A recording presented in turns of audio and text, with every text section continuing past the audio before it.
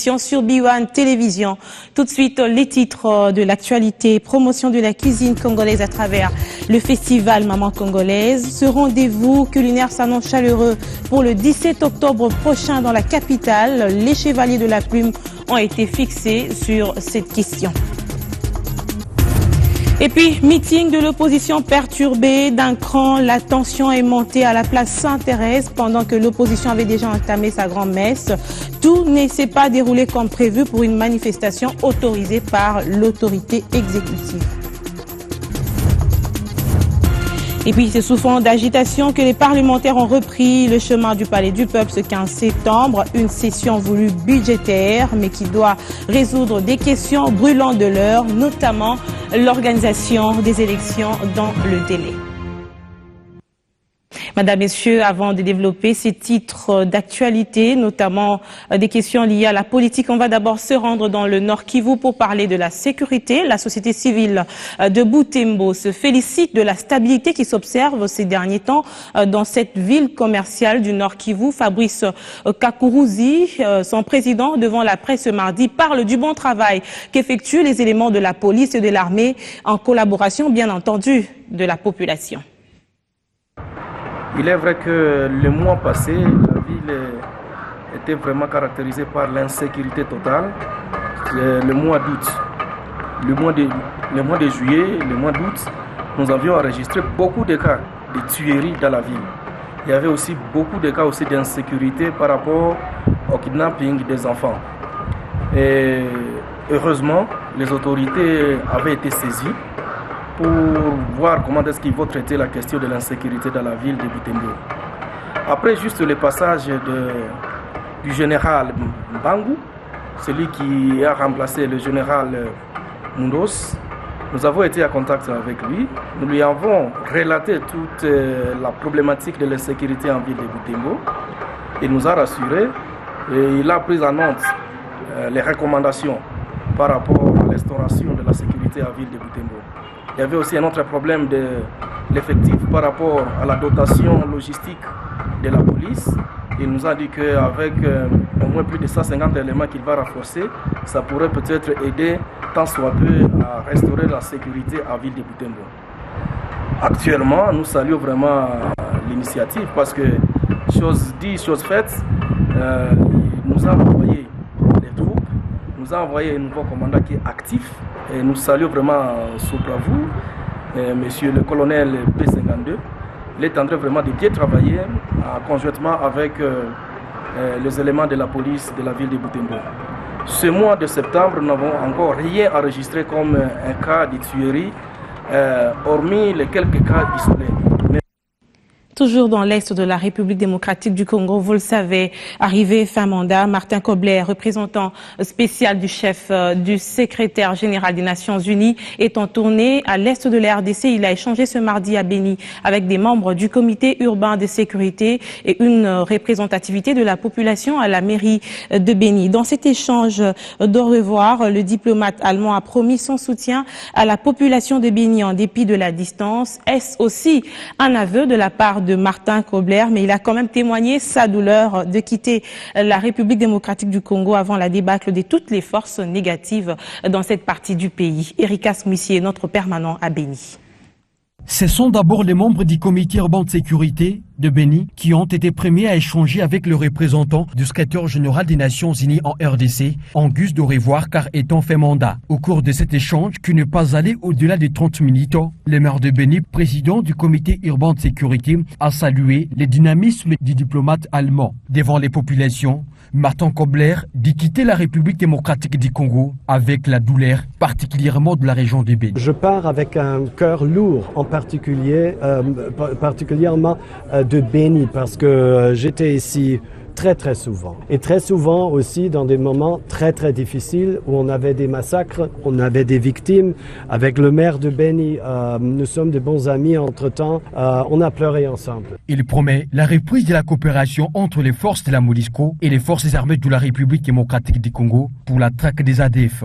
Je suis en contact permanent, très constructif avec le gouvernement à Kinshasa pour vraiment reprendre les opérations conjointes entre FRDC et et les forces de la MONUSCO contre les ADF. C'est très important. Parlant du cycle électoral en RDC, Martin Kobler ne tolère pas la violation de la Constitution. Notre position ici est très claire. Vous avez une Constitution.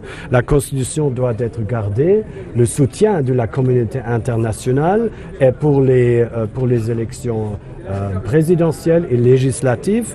Nous sommes de l'opinion que le calendrier électoral doit être gardé selon la Constitution. Ça doit être au mois de novembre 2016. Restons sur les questions des journalistes. Cette autorité onisienne a souhaité rester dans le système des Nations Unies sans donner des précisions sur les pays dans lesquels il va dorénavant œuvrer après la République démocratique du Congo.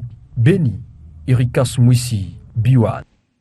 Retour à Kinshasa pour parler coopération. La ministre bruxelloise de la Commission communautaire française en charge de l'environnement, des personnes vivant avec handicap, action sociale et relations internationales n'a pas voulu achever sa visite à Kinshasa sans rencontrer les femmes leaders de cette ville. Elles ont ensemble échangé sur l'autonomisation de la femme congolaise.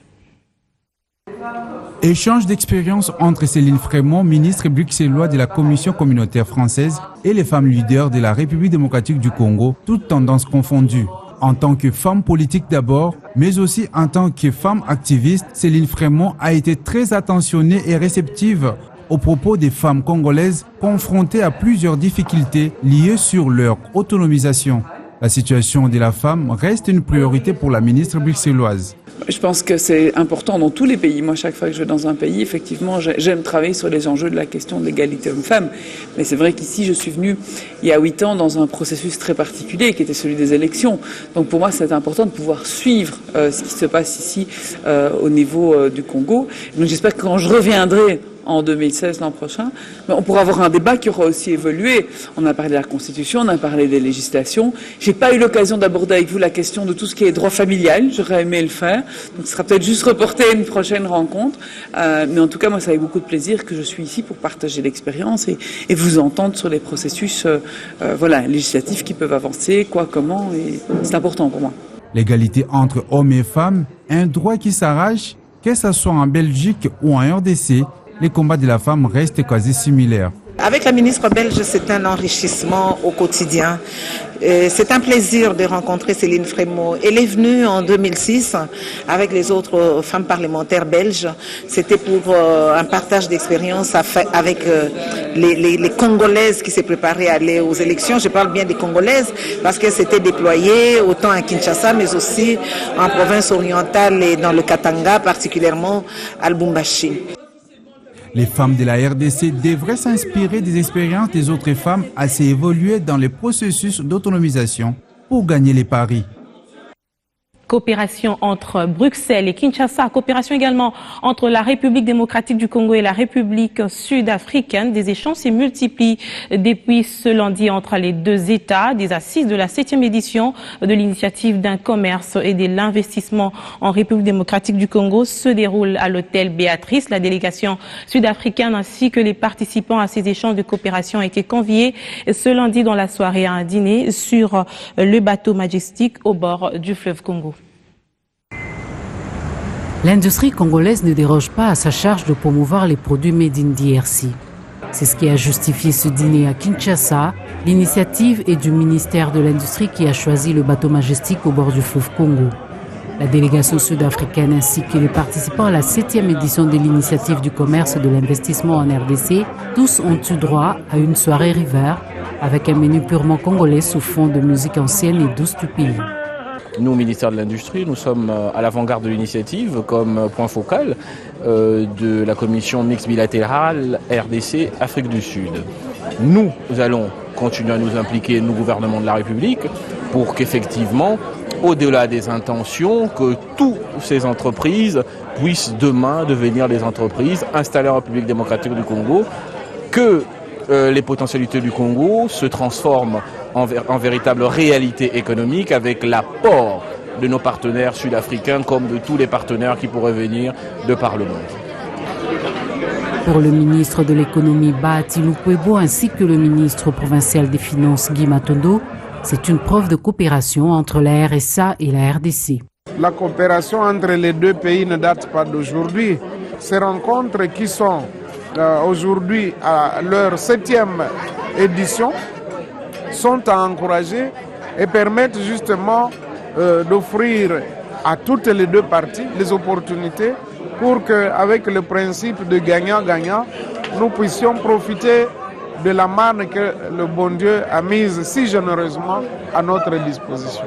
Et nous représentons les provinces et nous sommes bénéficiaires de cette coopération.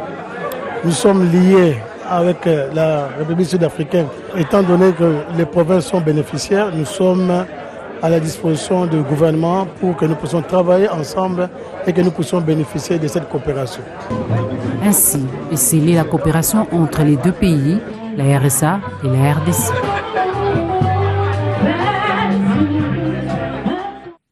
Alors, on va maintenant ouvrir le chapitre politique dominé en actualité ce mardi. Pour l'une des rares fois, l'opposition a pu décrocher une autorisation officielle du gouvernement provincial pour un meeting populaire. Tout s'est déroulé pourtant normalement avant que le meeting ne dégénère d'un cran. Après des coups entre militants, la police s'est tout de suite mise à calmer la tension au niveau de la place Sainte-Thérèse où des militants de l'opposition ainsi que quelques leaders s'est rencontrés. Cette rencontre avait pour objectif, je vous rappelle, de sensibiliser la population sur les questions politiques de l'heure. Je vous propose d'écouter la réaction des quelques leaders de l'opposition. Le peuple est capable lui-même de donner un franc symbolique et d'organiser les élections. Si le gouvernement pense que c'est l'absence d'argent qui fait qu'il n'y ait pas d'élection, je peux donner un exemple. Par exemple, pour les gouverneurs des nouvelles provinces. Mais il s'agit des élections internes. Il suffisait d'acheter une rame de papier duplicateur, on découpe, on écrit le nom de chaque candidat et on élit avec moins de $100 avec les élections. C'est la volonté qui manque. Nous voulons des élections, certes, mais des élections libres, transparentes et démocratiques dans les délais constitutionnels. Nous ne voulons pas de glissement. Nous voulons l'enrôlement des nouveaux majeurs. Nous voulons le toilettage de fichiers électoraux. Certes, il y a eu des incidents, mais le bilan n'a pas encore été dressé officiellement par le gouvernement ou par la police nationale congolaise. L'on espère que la justice va devoir faire son travail. Le retrait par l'Union pour la démocratie et le progrès social de leurs délégués au pré-dialogue avec la majorité au pouvoir reste d'actualité. Et votre rédaction s'est approchée d'un cadre de la majorité présidentielle pour savoir exactement la cause du blocage et pourquoi le PPRD a-t-il si vite réagi à travers une correspondance adressée à l'UDPS. Le dialogue national a été revendiqué à la fois par la communauté internationale. Beaucoup de gens d'ailleurs ont fait allusion aux accords d'Addis Abeba. Ensuite, la résolution du Conseil de sécurité qui a demandé à ce qu'on promeuve le dialogue. L'opposition en général aussi a revendiqué ce dialogue et le président de la République en tant que garant de la nation a tiré les conséquences de ces revendications et a décidé de procéder à des consultations pour voir de quelle manière on peut préparer ce dialogue national. Donc c'est d'abord une revendication de l'opposition. Alors c'est pour cette raison que le chef de l'État a amorcé les consultations. Vous savez que beaucoup de forces politiques et de la société civile ont été reçues par le chef de l'État, ont donné leur point de vue quant à ce dialogue national. Et il restait, on entend, la plus grande force de l'opposition politique nationale, à savoir l'UDPS, présidée par M. Étienne Tshisekedi. Il y a eu 2 rondes de discussions qui ont été vraiment positifs. Et là, on s'était mis d'accord sur beaucoup de choses. D'abord sur le but du dialogue, qui est celui de préparer le prochain cycle électoral de manière apaisée, crédible et conforme aux standards internationaux. Ensuite, il fallait préparer le format de ce dialogue, les modalités pour la convocation, mais en même temps aussi les termes de référence quant au comité préparatoire et au comité de suivi des recommandations qui sont issues de ces dialogues. Mais en même temps, nous devrions aussi nous mettre d'accord sur la tenue Donc il y a certains préalables qu'il faut accomplir avant d'organiser ces élections. Notamment l'identification et l'enrôlement des électeurs pour constituer un nouveau fichier électoral et par la suite élaborer un calendrier qui soit conforme au contexte actuel. Voilà, c'était les questions sur lesquelles on a discuté et je peux vous dire qu'on a très avancé sur ces questions. On était très proche de l'accord, il restait le 3e round cette fois-ci pour conclure. Et qu'est-ce qui a bloqué? Mais c'est la question qu'on se pose, parce que nous tous on a été surpris par le communiqué de l'UDPS.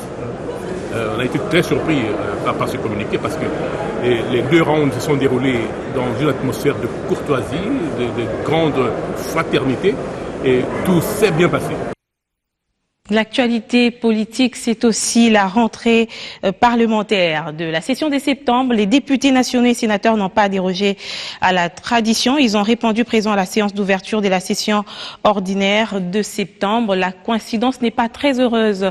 C'est plutôt la crise politico-économique. Bon gré, mal gré, les parlementaires doivent apporter des réponses aux questions soulevées. Et je vous propose de suivre cette réflexion de Julie Sifou. 15 septembre 2015, la rentrée parlementaire s'effectue sous fond de crise. La session de septembre voulue budgétaire ne se passera pas cependant de résoudre les arriérés de la session précédente. À en croire la Troïka stratégique spéciale, la principale particularité du budget 2016 est la baisse de recettes, soit 0,9% par rapport à l'exercice 2015. Le budget est en équilibre et se situe à 8 milliards 418 millions de francs congolais, soit 9,02 milliards de dollars américains. Avec la consolidation des budgets des provinces, on pourrait situer le budget global à environ 11 milliards de dollars. En dehors du budget pour l'exercice 2016, certaines matières ne manqueraient pas d'être retenues. Il s'agit notamment de la motion de défiance contre le ministre des Transports et Voies de Communication, Justin Kalumba Mwanangongo. Tandis qu'au Sénat, des arriérés législatifs devaient figurer à l'ordre du jour. Examen en seconde lecture de propositions de loi modifiant et complétant le code pénal, le code de procédure pénale et le code judiciaire militaire en vue de la mise en œuvre du statut de Rome. Dès la rentrée de la session, les présidents des 2 chambres du Parlement se prononcent. À la chambre haute, Léon Kengo-Adondo présente l'obstacle à la constitution des recettes. Il parle de beaucoup d'argent des trésors publics qui s'effilochent. À la chambre basse, Obaminaku se veut pratique. 2 pistes de solutions à se mettre à la CENI. L'organisation en un seul jour des élections directes, l'organisation en un autre jour des élections indirectes. Il entend aussi recommander à la CENI de prendre en compte les recommandations de la Cour constitutionnelle. En fin de compte, il s'est de rappeler que cette session de septembre ne sera qu'une formalité, car le gouvernement ayant la majorité, il serait impossible de voir ce projet de loi budgétaire rejeté. La population peut donc attendre la validation des recettes et dépenses de l'année.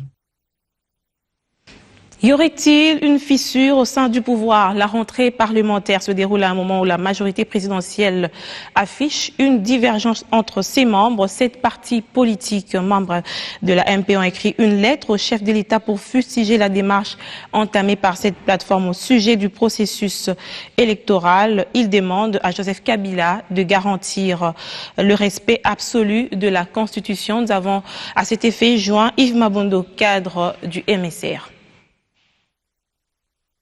Que nous sommes de la majorité. Nous n'avons jamais démissionné de la majorité. Notre démarche est d'amener notre famille politique à faire la part des choses par rapport à la compréhension de la révision constitutionnelle. Dans notre démarche, le président, c'est notre autorité morale.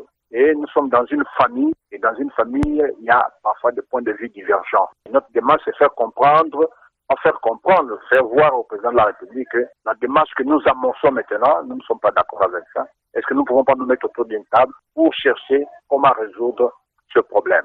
Si nous sommes arrivés à faire à écrire, c'est parce que c'est pour inviter la majorité à un dialogue franc, face à face, entre nous, les animateurs de la majorité, pour que nous puissions arriver à échanger, à discuter sous l'autorité de notre autorité morale, pour que nous puissions arriver à trouver une solution et le même entendement. Si nous allions aux élections aujourd'hui, la majorité va disparaître. Ça, c'est non. Nous nous organisons en conséquence par rapport aux élections. Et chaque fois quand il y a un petit couac, nous attirons l'attention de notre groupe qui est la majorité, nous attirons l'attention de notre autorité morale pour que nous ne puissions pas être dans un bateau qui va être ivre Il faudrait que, et lui le commandant, il faudrait que nous puissions réajuster les tirs. C'est pas des stratégies, mais c'est une logique qui est. Et dans ce reportage que nous allons vous proposer tout de suite, nous avons pris la réaction des autres membres de la majorité présidentielle.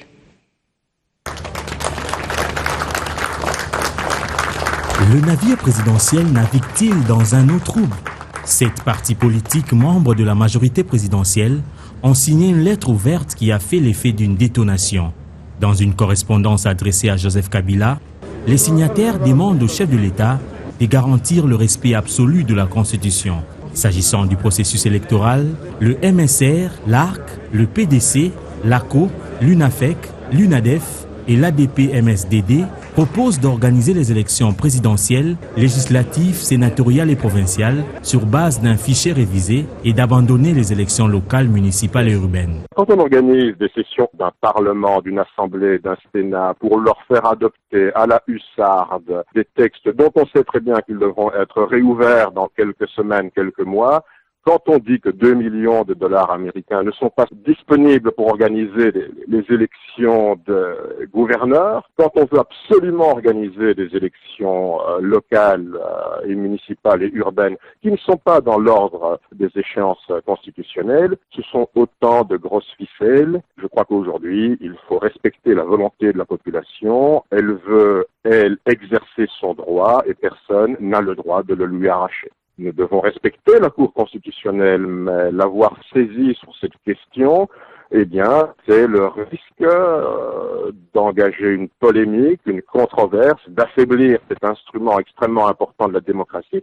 Donc nous considérons qu'il ne faut pas à la fois décrédibiliser ou désacraliser des institutions qui sont la base et le socle d'une jeune démocratie. Il ne fallait pas adresser cette question, il fallait organiser, et il faut organiser les élections des gouverneurs selon les prescrits de la Constitution. Des motivations qui, selon eux, se basent sur la contribution à la consolidation de la démocratie et de la paix civile afin d'épargner le pays d'une crise politique inutile dont la majorité présidentielle portera la responsabilité.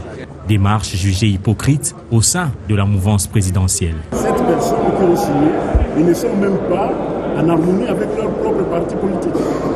Notamment ceux qui prétendent être présidents de parti, qui demandent ou qui déclarent ce qu'ils déclarent dans leurs documents. Mais qu'eux d'abord commencent par démissionner, puisqu'ils sont de la famille politique du chef de l'État. Ils parlent du chef de l'État au passé, c'est que ce sont eux qui sont déjà du passé. Je venais de dire tout de suite à un de vos collègues que c'est lui qui est, par exemple, vice-président à l'Assemblée nationale, qu'il démissionne, c'est lui qui est ministre au plan, qu'il démissionne, et tant d'autres, qu'ils s'assument, qu'ils deviennent des opposants. Des points de vue divergent au sein de la MP, mais l'unité du groupe doit demeurer et la majorité présidentielle projette une réunion de son bureau politique ce 16 septembre. Assise qui en croire pourra lever l'équivoque. C'est un 15 septembre tout agité sur le plan politique. Est-ce une simple coïncidence ou hasard de calendrier? Car l'humanité commémore aujourd'hui la journée mondiale de la démocratie. Ce 15 septembre rappelle aussi l'adoption en 1997 de la Déclaration universelle de la démocratie. Et qui sait, c'est peut-être l'élite de demain qui pourrait calmer le jeu, puisqu'on compte sur la jeunesse congolaise pour la relève. Elle doit se ranger pour se faire en ordre utile pour mériter sa place au rendez-vous de la nation. Après une période de transition, le Conseil national de la jeunesse s'est doté d'un nouveau comité. Julie Sefou pour le reportage. Un nouveau comité pour le Conseil national de la jeunesse. Les membres de ce bureau ont été élus ce lundi 14 septembre tard dans la nuit. Djama Kambeshi cède le fauteuil à Saïdi Moussa Massoudi du Conseil de la jeunesse de l'Église du Christ au Congo. Pour le nouveau président, il faut travailler dans l'esprit de créer un fonds promotionnel pour la jeunesse. Ceci n'est possible que si chaque jeune souscrit à la cotisation volontaire d'$1 américain par année. Le bureau pourra ainsi disposer de 50 millions de dollars américains qui aideront à la réalisation de différents projets des jeunes. Dans un esprit d'avoir un fonds de promotionnel de la jeunesse où nous évaluons grosso modo la population congolaise à 70 millions d'habitants. Lorsque nous pensons que nous avons 60% des jeunes. Nous demandons à chacun de nos jeunes de venir massivement faire une donation pour pouvoir promouvoir justement cette jeunesse. N'attendons plus rien de tous les autres, prenons-nous en charge. La vice-présidente en charge du genre précise qu'il s'agit d'un travail collectif et non individuel pour relever les défis.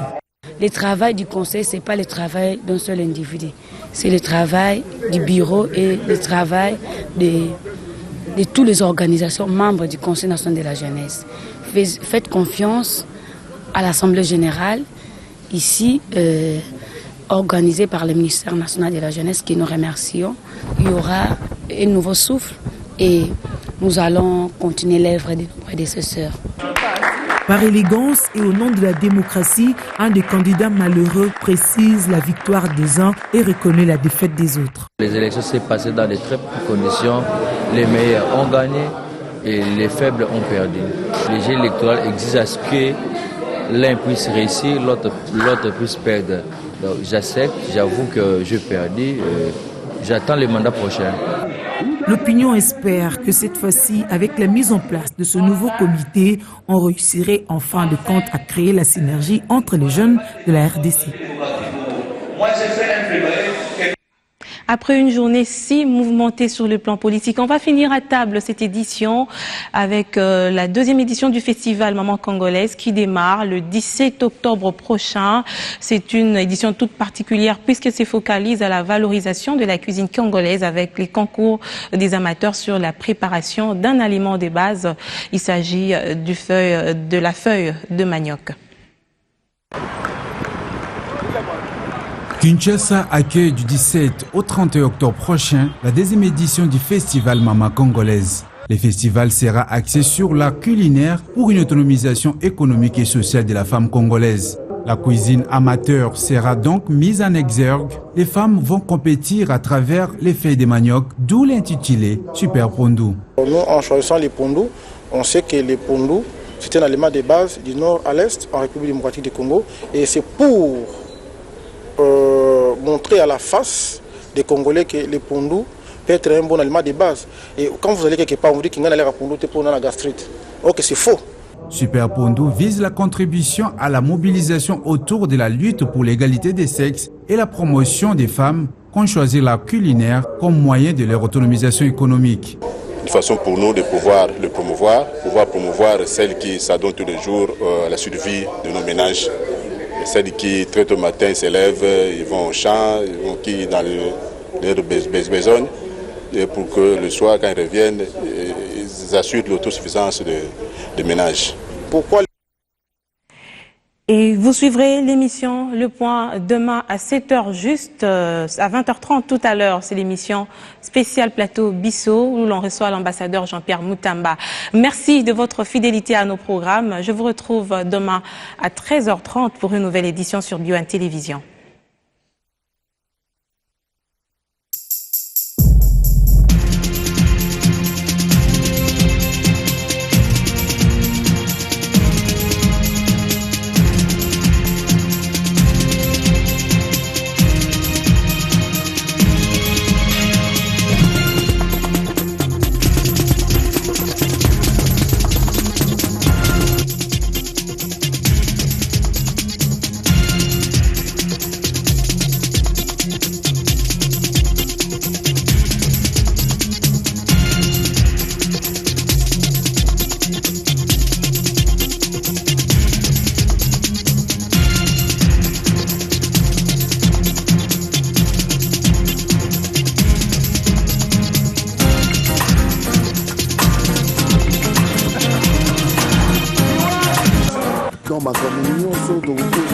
Effectivement, c'est moi qui suis mis en avant parce que c'est moi qui ai la carrière la plus avancée.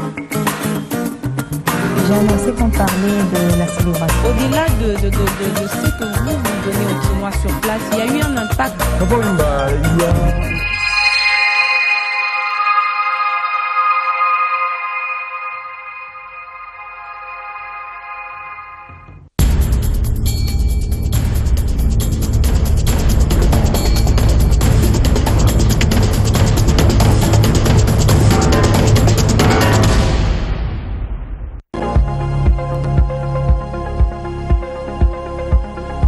Grâce à ces appareils de dernière génération, le Centre international de diagnostic de Kinshasa offre aux patients les meilleurs diagnostics. Scanner, IRM, mammographie, échographie ou panoramique dentaire, le CID offre une gamme complète d'examens en imagerie et biologie médicale. Nos médecins et notre personnel sont à votre écoute pour prodiguer les meilleurs examens sans délai d'attente et dans une hygiène irréprochable. Le CID est situé au croisement de Tumbalbaye, 32 avenue Baron Jacques, au cœur de Kinshasa. Faites du CID votre référence du diagnostic médical. Les laboratoires du CID sont conformes aux normes européennes et internationales.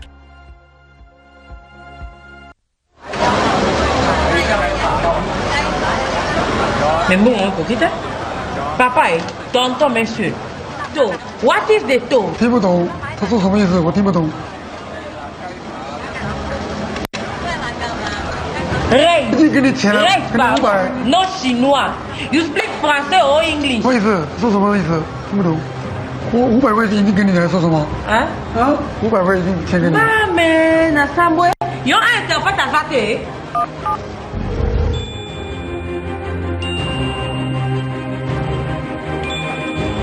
Allô? Allô? Allô? Allô? Mado, nga Justine, yango mbongo ngo osaki combien? Allô? Maman, téléphone est cassé. Hey! Tous les jours, Eurobank vous apporte des solutions pour vous simplifier la vie. Avec la China Card Union Pay d'Eurobank, faites vos achats en Chine sans inquiétude. Avec un tarif défiant toute concurrence. Demandez votre carte dans votre agence la plus proche avant d'embarquer pour la Chine.